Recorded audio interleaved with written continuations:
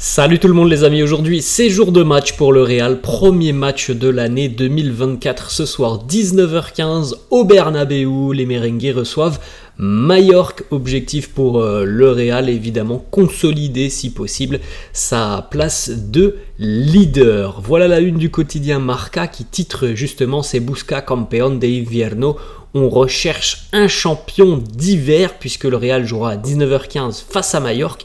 Et à 21h30, on a une très très belle affiche du côté de Gérone puisque les Catalans de Gérone vont recevoir l'Atlético Madrid. Pour rappel, Gérone qui fait un début de saison exceptionnel tout simplement avec une seule défaite, c'était face au Real. C'est un match compliqué pour eux ce soir, c'est un match aussi compliqué, un déplacement compliqué pour les Colchoneros. On continue les amis, la une du quotidien AS, un bon Nadal après un an sans jouer. Rafael Nadal hier n'a fait qu'une bouchée de Dominic Thiem, 7-5, 6-1. En ce qui concerne le Real, c'est en haut de la une du quotidien AS, vous pouvez le constater. Arda Güler, si, Central, no. On va en parler dans quelques instants. On regarde la liste des joueurs retenus par Carlo pour affronter cette équipe de Majorque. Vous pouvez le constater, on retrouve déjà Dani Carvajal en défense. Ça faisait à peu près 3 semaines, un mois que Dani Carvajal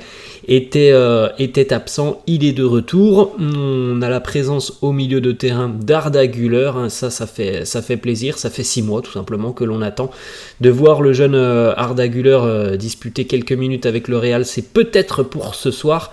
Et puis offensivement, la présence de Vinicius qui est bel et bien de retour et beaucoup plus tôt que prévu. On regardera ça aussi dans quelques secondes. On enchaîne donc les amis avec enfin cette information officielle.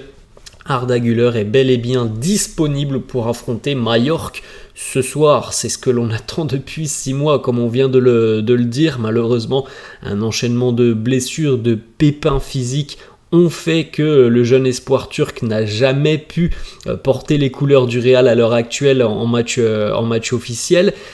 Donc on est tous évidemment très heureux de le voir dans le groupe et on espère ce soir qu'il y aura peut-être quelques minutes pour Arda Güler. On continue avec des déclarations cette fois-ci de Carlo en conférence de presse. Premièrement, il évoque les retours et encore les absences.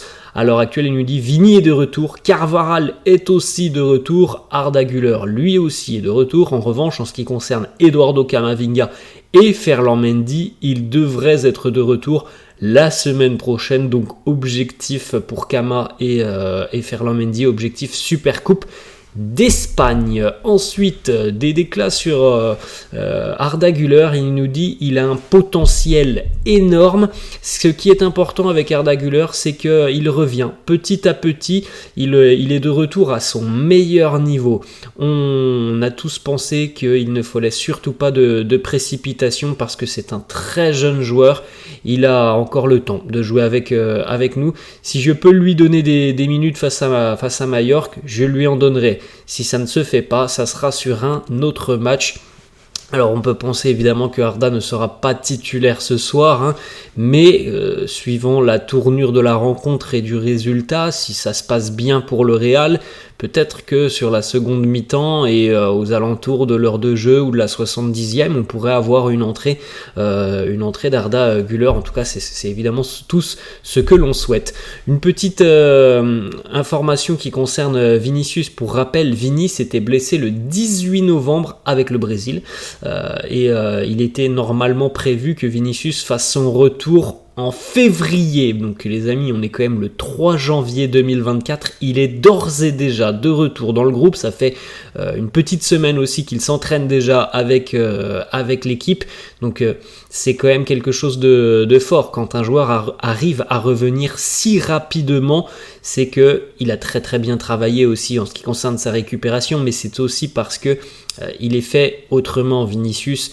Quand on parle déjà d'une absence de 2 mois et demi, qu'au bout d'1 mois et demi le joueur est de retour, c'est que voilà, il y a quelque chose qui fait que ce joueur est construit différemment.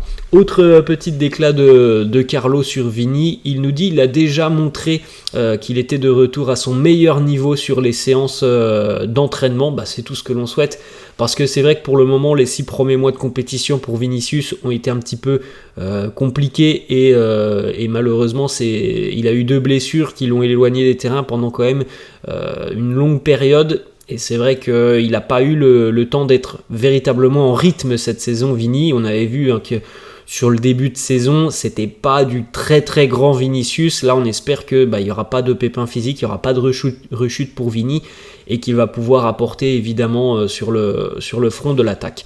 On continue d'autres déclarations de Carlo. Alors on évoque le dossier évidemment des gardiens de but. Le gardien qui va démarrer, il nous dit les 2 sont très bons. On va y aller match après match et puis ensuite on prendra une décision. Donc visiblement, on a eu hier la une du quotidien Marca, je crois, la décision n'est pas prise par Carlo, même si beaucoup évoquent que la tendance, elle va du côté de Andriy Lunin. D'ailleurs, petite information en ce qui concerne le portier ce soir, ça sera certainement Andriy Lunin qui sera dans les buts, puisque Kepa, même s'il est dans le groupe, est un petit peu souffrant, il est malade, Kepa. On continue, autre déclaration de Carlo, cette fois-ci sur la prolongation de contrat, sur son avenir en tant qu'entraîneur. Il nous dit « J'aimerais entraîner ici jusqu'en 2026, mais au final, je souhaite entraîner jusqu'en 2028. » Voilà les objectifs que Carlo s'est fixés. Donc on en avait parlé aussi, je crois, hier. Il a envie d'entraîner le Real dans le nouveau Bernabéu, donc ça, normalement, il n'y a pas de souci, ça arrivera. Après, il s'est fixé cet objectif de 2026 au Real. Bon, voilà, ça c'est un petit peu plus lointain, on ne peut pas trop se prononcer là-dessus. Et sinon, son souhait personnel, c'est d'entraîner jusqu'en 2028. Autre déclat de Carlo, il nous dit « Il est possible que je continue d'entraîner après 2026, mais tout dépendra évidemment des résultats. » Autre déclaration, et ça c'est une déclaration très importante de Carlo, et au final c'est donc une information vérifiée par rapport à la une de Marca ou de AS hier, j'ai plus trop le souvenir. Enfin une information, je crois que c'était Marca, et qui se vérifie, puisque Carlo a annoncé hier en conférence de presse, et je pense dorénavant qu'on peut faire confiance à Carlo, parce que c'est très souvent qu'il a annoncé ce genre de choses et qu'au final, il n'y a pas eu de recrue au Real. Et bien, il nous a de nouveau annoncé hier, nous n'allons pas recruter de défenseur central. Voilà la déclat de Carlo qui nous dit à l'heure actuelle, on n'envisage pas de signer un autre défenseur central.